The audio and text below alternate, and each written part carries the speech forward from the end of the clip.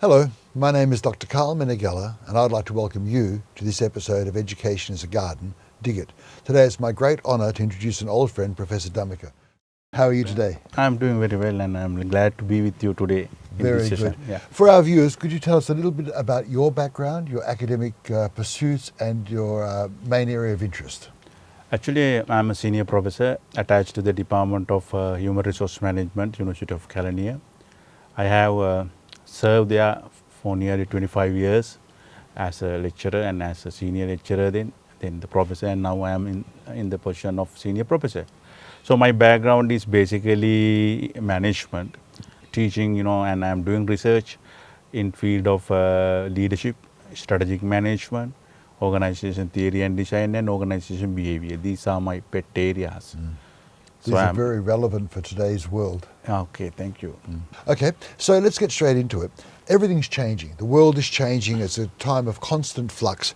And I suppose my first question is, how would you distinguish the difference between an effective leader and just a successful manager? Yeah, actually, in your question, we have two key words as I see. One is effective leader, and other one is a successful manager. Now, I think when it comes to successful manager, normally we consider a manager successful if he or she can achieve the organization goals effectively and efficiently. But sometimes because of his priority or focus on organizational performance, he may or she may lose the focus on the employee side. But when it comes to the effective leader, who is the person who can keep a balance between the achievement of organizational goals and as well as the concern of the employee. So I should say that an effective leader is the person who achieve three things. One is the organization performance, and the second one is a very satisfied set of employees working with him, and other one is that committed team with him. Now, if a manager or someone can achieve these three things together, that is the organization performance. On one hand, that is the must, because every leader is working as a manager. Yes. Other than that, he should have or he should create a very committed and very satisfied team to work with him. If he or she can do that, we can directly tell that is the effective leader. Effective leader. And I think you hit on a very important point about having a motivated team. And that's not about management. That's about leadership. Leadership, yeah. Very different qualities. Yes. Okay, so a lot of organizations today are investing in leadership training, and yet there are still leadership failures. In your opinion, what's the missing element as far as leadership development? Now, as you said correctly in your outbreak of this session, now that in today's context is very dynamic. Actually, when we think of a context, it doesn't last for a long period of time. It changes rapidly. Now because of that, now what is called this context sensitivity or context understanding should be there with every leader in today's world. Now, what is lacking in them, according to my understanding, is they know everything about leadership, and they have the leadership skill, they have the leadership knowledge, but understanding the context where she or he is working is very important in today's context, because now a particular leader, maybe a manager, he or she needs to face different context, maybe in a particular day even. Now, the understanding of the context correctly and adjust his leadership behavior accordingly, that should be the key reason for every manager to be an effective leader in organization. Now, in your question, you asked what is the main reason for the failure. Even though we train our leaders in organizations, the main reason is in those training program, I can't see that this contextual understanding is given. Because in order to do that, they have to bring or they have to expose those leaders to different contexts. And yes, like, of course, yes. Like crisis, problem, and challenges. Sometimes it may be something like maybe very severe crisis, like natural disaster, something like that. So today's leader need to have different sort of understanding of different contexts. I read somewhere that leadership can be a very lonely position, because leading, it means you're out in the front and people can follow, and that's wonderful. But you need to have the confidence in yourself Sure. to be leading, because you're not following anyone else. Yeah. And I That also is- believe that leaders aren't necessarily the people in charge. Leadership can be at all different levels. Someone has that leadership charisma, for example, or persona. But as you said, there's a lot of money invested in leadership training, and we see a lot of situations where leadership is failing. So I think what you're saying is that it's about skills, about attitude, and contextual understanding. And that's difficult because even a crisis, I mean, you can do scenario simulations. Simulation, and then we but can. In your experience, for example, are there methods that you use to try and simulate crisis or decision making or critical thinking? Yeah. In our curriculum, we have developed certain what is called scenario analysis. So then the students are given those scenarios, and they are asked to analyze the scenario and come up with the solution, not only in leadership but also the other aspects also. Now, when it comes to the leadership, yes, it is a must. Now, as you mentioned, now when we are facing to different situations, different contexts, we have to have a ability to create a vision or vision appropriate for each situation. And now what is happening is, normally we are keeping a constant vision. Actually, when I say vision, it doesn't mean that the organization's vision is something very broader. At our individual level, maybe at our unit level, department level, we have to have different agenda. Simply we can say agenda. Yeah. So agenda should be adjusted according to the context we are facing.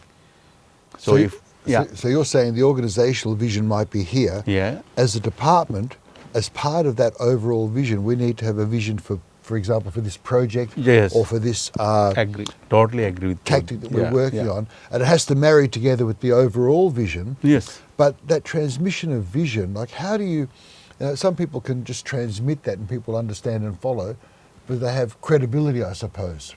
Yeah. But you can't teach credibility. So, It is there's challenges. Challenges, yeah. It is an inborn, an inherited quality of a manager or a leader. So as you correctly mentioned, now charisma or the characteristic or the personality of a leader is a very, very typical, aspect of leadership. Nowadays, actually, our followers, in our context, it is our student, but when it comes to an organization context, it may be the employees, it may be subordinate. They are looking at you. So you then if you are making any mistakes, I mean ethically, socially, culturally, or whatever it is, they will take them grant for their other things. Therefore, as a leader in today's context, we have to maintain a very, very solid and very high ethical charisma in our career. Then only our followers will accept. Then only follower will follow our instruction and other things without any question. Otherwise, because actually now we are living in 21st century, even though we think that they are our subordinate, they are capable, they are knowledgeable, they are informative. So then sometime they are par with our ability and our concern. Yeah. Yes, therefore, we have to find a way of making a differentiation between them and us. One of the ways is to create such a acceptable charisma, ethical charisma or ethical personality. I think that's very important when you said about the ethics and they need to actually have a very strong foundation. Sure. I suppose that gives them the credibility. Sure. For the people, for the employees or the people who are reporting to them, for Yeah, example. I agree. Yeah. If we take the analogy of, say, a restaurant as an example, sometimes the most important person to that organisation is the wait staff. Yes. They're the ones greeting the clients and everything else. And so I suppose an effective leader could be maybe the general manager, not necessarily the owner, but the manager, for example, who makes sure that he or she trains the staff in how to do things. Yeah. And if they see that leader walking the talk, they see that leader has doing the job themselves, they have that credibility. Is that what you're saying? Yeah, I totally agree with you, Doctor, because then you have to do what you say, as you say. Now that is called, the creating confidence in your subordinate. So then you have to, by your behavior actually, as a manager, you have to create the confidence and the attachment, loyalty, we call them loyalty among your subordinate. Then definitely when you ask them to do something, they will definitely do it for you, not only for you, for your organization. Yes. Particularly now, when it comes to organization context, sometimes because of the rules and regulation, employee might do, their regular activities.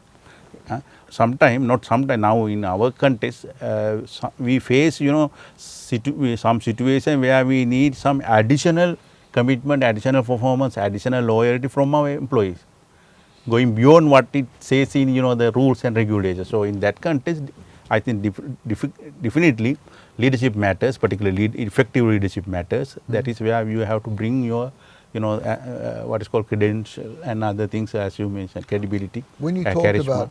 talked about bringing more, I suppose an example of that would be, how do you balance the balancing act of organizational imperatives or organizational goals and employee well-being, especially when there's times of crisis or times of uncertainty, which we are facing now. No. These are uncertain times. So how does a good leader balance that? Now, the thing is, now we have to create a relationship between all these things, right? For an example, now if employees achieve the organization goals, it is the responsibility of the leaders to link it with, the employees' performance and with the reward. Now, for example, now if employees do their work very well, organization performance will improve. Yes. Because of the organization performance, the organization will achieve their objective like profit, market share, etc. But that achievement should be, linked to the rewarding of our employee. For the employees, yes. So yes. then employee will see that they are getting a share of what the organization are achieving. So then definitely, bonuses that is the way. We have to link, our organization goals with the performance of our employee and other goal, so that, the both, when one is achieved, whether it is our organization goal, so we have a mechanism to distribute or share the gain among our employees. So the employee will be highly motivated and committed to the organization. That is the way. Very good. Because actually, as people, everyone expect, we are living in what is called a world where we have this transactional theory. Yes, so yes. if I give something, I am expecting You get something back. very transactional. Yeah, yes, transactional. So that relationship should be kept in our organization. There are you of the people out there who are dreaming of being leaders, who envisage themselves in the future as being future leaders. And I suppose what we're talking about today is things like credibility, things like the role of leaders, the balancing act that leaders go through. My next question to Professor Dhammika, I think, is one that's very, very important. Do you believe that leadership is an innate trait, or do you believe it's something which we can teach, that we can help empower people who aspire to be leaders, like some of our audience, and they have a vision of themselves in the future? What do you think? What is your personal philosophy of this? Yeah, if I answer to your question, theoretically, yes, we have a division. Some says that, leaders are born. Some says that no, we can train our leaders and then we can bring, the leadership effectiveness out of them. According to my experience and my understanding, I can say it is a 50-50. So the leaders should have certain, characteristics, sometimes which are inherited, sometimes, not always. For an example, some personality traits, some social, attitudes, values.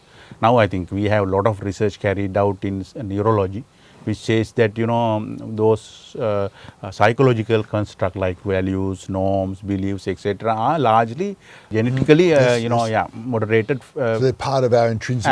Yes. Therefore, I believe that there is a part inherited in every leader, but with the training and, education, we can sharpen them. We can uplift them to the required level. Yes, we can enhance them to the required level.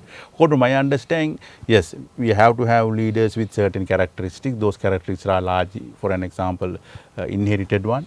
So other things can be sharpened later by training and education, so and so forth. So we have to have both, I believe, in today's context particularly. Even though we say that, everything is, we can train or we can develop, it is not so. Because we have a lot of cases, we have a lot of examples where some leaders have failed, even though they have all other things other than the personality. Yes. We have such cases. I think it's almost, if we use the analogy of, say, a bicycle rider, like the Tour de France or something, the person might have a natural disposition for riding bikes. They might be lean, strong legs, good breathing, but without a coach, they can't maximize that. So maybe education is the coach where we have that natural ability or natural attributes, but we can enhance that. Sure, sure. Yes, I agree totally with you. That is the role of education. We have to identify the correct leaders. Actually, that is why now when we see even social context, even business context, we can see that everybody can't be leaders. Yes. Yes. So we have some selected people identified as potential leaders or potential yeah. So now we have different leadership styles. We have the autocratic leader. We have the social, transactional leader. We have different types of leadership. What do you think is the leadership that we need now, especially in times where there's countries with social division or technological disruption, for example, is changing the way industry works, or things like generational change. So a lot of countries are going through upheavals at the moment. And all around the world, west, east, it doesn't matter. Sure. There's these social divisions. We see that in many countries, for example. People have fears of AI. It's going to steal my job, or immigration. There's so many areas of concern. What do you think is the leadership we need for these sort of situations? Actually, now when it comes to the leadership style, largely we have two divisions. Polarized division. One that is the democratic leaders, and on the other side we have autocratic leader. People, the managers are using these type of leadership behavior mixed with each other in different contexts according to the requirement. But according to my understanding, I think these two are now outdated. Because now when you look at the society and the other aspect of the society like technology, economical situation, war situation, and the hostility of the world situation, so on and so forth, I think what is required today is a leader should be very what is called visionary, but for a short period of time. So how can I say it technically? We can say it as what is called a short term visionary leader, because actually now when you think of a scenario, now you can divide it to various segments, and this in each segment, for an example, we can have an something we want to achieve. Now now the leader should force or influence our other subordinate to go there with their performance and commitment and so on and so forth. So when we put them together, then ultimately what we achieve is the overall the goal. So I think in today's context, even though it is not a direct war situation, it is something like war situation. No? When we have a war, we have operation in each area. Now in each operation we have a separate goal to achieve. Yes. But when you are achieving all these operations goals, then ultimately our overall goal, maybe the winning of a war, can be achieved. So same scenario is there now in the business also. Absolutely. When you talk about a war situation, I think a perfect example is, say, for example, Chinese car manufacturing. Sure. Chinese government subsidise the car manufacturers, and that's fine. I'm not debating the ethics of that. Yes. But then companies like, for example, European car manufacturers like Audi or Mercedes are complaining because they're saying the marketplace is not fair. Yeah. And that's fine, they have a right to complain. But we're also in a competitive world, and it is a warring world. Yeah, like sure. BYD or GWM Motors in China are looking to expand their market share. Yeah.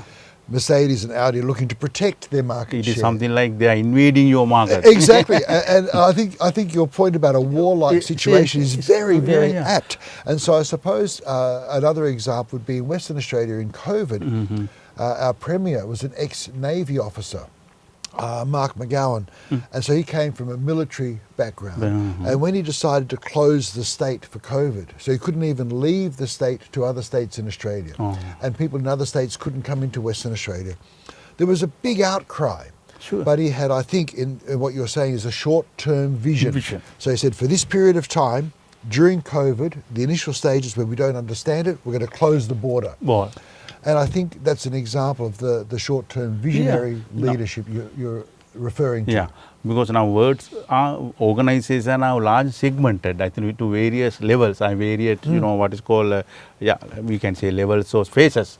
So for each phases, we need to have a clear idea, or we can say it's an idea, but better term is a vision, what you want to achieve ultimately by completing that phase. maybe a phase of business, phase of education, Yep. so and so forth. And I suppose then the leader's job is to, he or she needs to articulate that vision in a way Among- that's compelling, that's credible. Credible, yeah, Yes, yes. acceptable, then definitely the other people will support. So they need communication Sure. skills, persuasiveness. Yeah, very, very good. For the people out there who are watching this, many of them will be students. Many will also be employees who aspire to leadership. But in particular for the students, and we're looking at young professionals. So let's say in their 20s and 30s, for example, what would be the single most important lesson you could think about those people who want to become future leaders? So the single most important lesson for young professionals who aspire to leadership. Yeah, if you want me to cite one factor, I should say that high level of flexibility or agility. Now that comes the first. Now because through my experience, that what I notice as academics or as leaders, we are facing numerous situations, some challenging situations, some various type of situations. So in order to face them effectively, we have to have an ability to adjust. Actually, when I say adjust or change or flexible, being flexible for the situation, that means we have to alter our inner construct. Sometimes we may have to change our values, we may have to change our attitudes, and so forth. Sometimes not only that, sometimes we may have to even change the physical appearance also, as suitable for the context. So likewise, I think it will be very difficult for young people, but they have to inculcate the ability of adjusting themselves. That is Yes, the better way, yes. I should say, adjusting themselves for facing any situation in their career. Because I have noticed that when it comes to, as you mentioned, right, young let's say professionals, I have dealt with them in numerous situations in various capacity. I feel that they don't have that what is called that ability. They can't bear certain challenges. So I don't know the reason. Reason is, I believe that we have that is their weaknesses within Yes. themselves to bear these things. They have to inculcate very strong values, norms, and attitudes, so and so.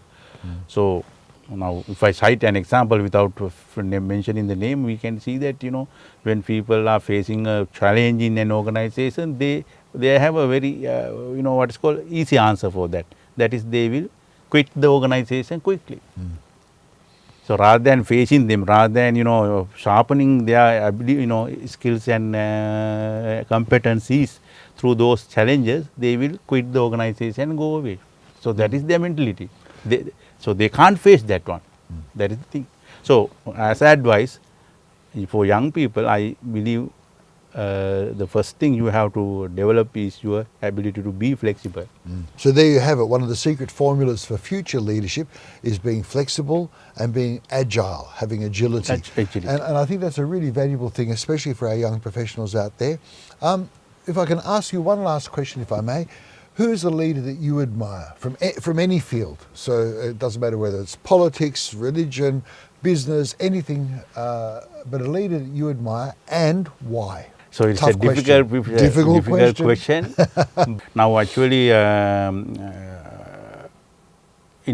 am working in education field. I admire one of a senior professor attached to a very leading university of Sri Jawatanapura, who has created a landmark in Sri Lankan, particularly Sri Lankan postgraduate education in the field of management, by establishing, what is called the Postgraduate Institute of Management.